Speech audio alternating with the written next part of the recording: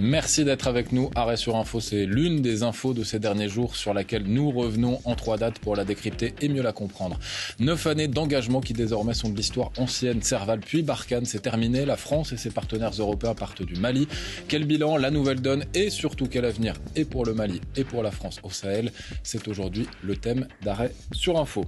Nos invités aujourd'hui, Michel Galli, bonjour. Vous êtes politologue, professeur de géopolitique, spécialiste de l'Afrique subsaharienne, auteur du livre La guerre au Mali, paru aux éditions La Découverte, c'était en 2013. Niagale Bagayoko, bonjour, merci également d'être avec nous. Vous êtes politiste, présidente de l'African Security Sector Network et général Jérôme Pellistrandi, bonjour à vous également.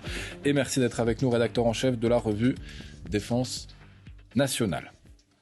Pour comprendre ce dont nous allons parler, l'annonce faite avant-hier par Emmanuel Macron, on va remonter jusqu'au 31 janvier, il y a 3 semaines. On sent à ce moment-là que c'est irrémédiable, la présence militaire française au Mali va devoir s'interrompre. Les relations entre les deux États se sont beaucoup trop dégradées. On le comprend en regardant cet extrait de la télévision malienne. Le gouvernement de la République du Mali informe l'opinion nationale et internationale que ce jour, lundi 31 janvier 2022, l'ambassadeur de France à Bamako, son Excellence Joël Meyer, a été convoqué par le ministre des Affaires étrangères et de la coopération internationale qui lui a été notifié la décision du gouvernement qui l'invite à quitter le territoire national dans un délai de 72 heures. Cette mesure fait suite aux propos hostiles et outragés du ministre français de l'Europe et des Affaires étrangères. Voilà, et ces propos dénoncés sont donc ceux de Jean-Yves Le Drian qui a qualifié la junte militaire au pouvoir d'illégitime et d'irresponsable. Michel Galli, ce départ de l'ambassadeur français du Mali, c'est clairement le cap de fin d'une quasi-décennie de présence militaire française ou pas ? Oui, c'est pour le moins inhabituel, tant le geste que le délai de 72 heures. Bon, c'est arrivé d'autres fois, y compris au Mali il y a fort longtemps. Mais c'est un signe, en diplomatie, tout est signe. Je dirais que les torts sont un peu partagés parce qu'on assiste à une escalade verbale des deux côtés, notamment des ministres Florence Parly ou Le Drian, et du côté de Choguel Maïga, le Premier ministre, et d'autres intervenants du côté Mali. Et ça ne s'arrête pas, comme si on cherchait presque un casus belli, une occasion de conflit. Niagale Bagayoko, les Français partent donc à la demande du Mali. Ils sont aussi, pour le rappeler, arrivés en 2013 à la demande du Mali.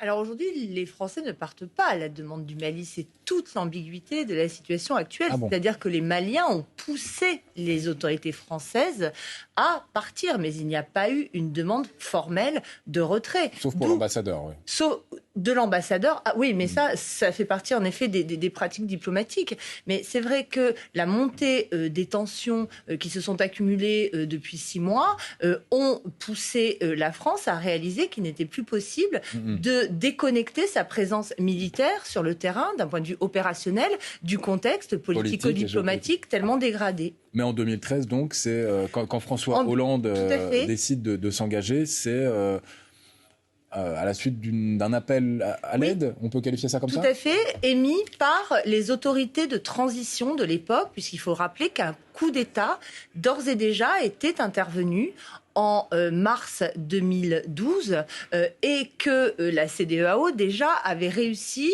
à ce que des autorités civiles se mettent en place. Et c'est le président de cette transition d'alors, Diankhounda Traoré, qui a formulé un appel auprès de la France face à la progression des groupes djihadistes et rebelles touaregs. Jérôme Pellistrandi, à ce moment-là, quand François Hollande décide de s'engager, quelle est la situation sur place ? Il y a donc une forte déstabilisation militaire avec des groupes puissamment armés qui descendent du nord. Et donc, des groupes Touareg.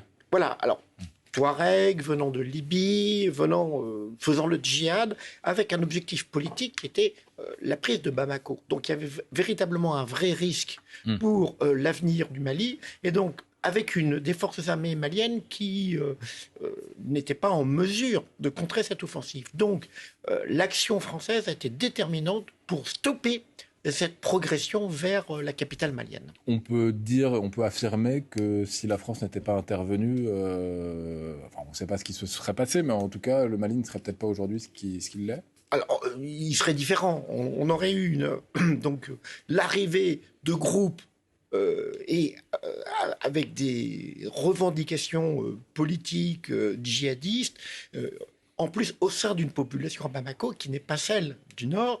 Et donc, on aurait eu un éclatement du Mali et l'instauration d'un régime très différent et qui aurait posé un vrai problème pour la stabilité de l'ensemble de la région. Quand François Hollande donc se lance, il va rapidement au Mali. Il est accueilli à ce moment-là presque en héros. C'est une nièce populaire, Michel Galli. Il parle même du plus beau jour de sa vie politique. François Hollande, ça contraste avec ce qu'on voit aujourd'hui. Mais ça veut dire quand même qu'au début, c'est perçu peut-être comme une réussite. Oui, alors quand les images de Gao où il y avait une nièce populaire, effectivement, c'était une ville qui était menacée, comme on vient de le dire, par la descente des djihadistes de Tombouctou vers Gao, puis la capitale. Alors, je mettrai un peu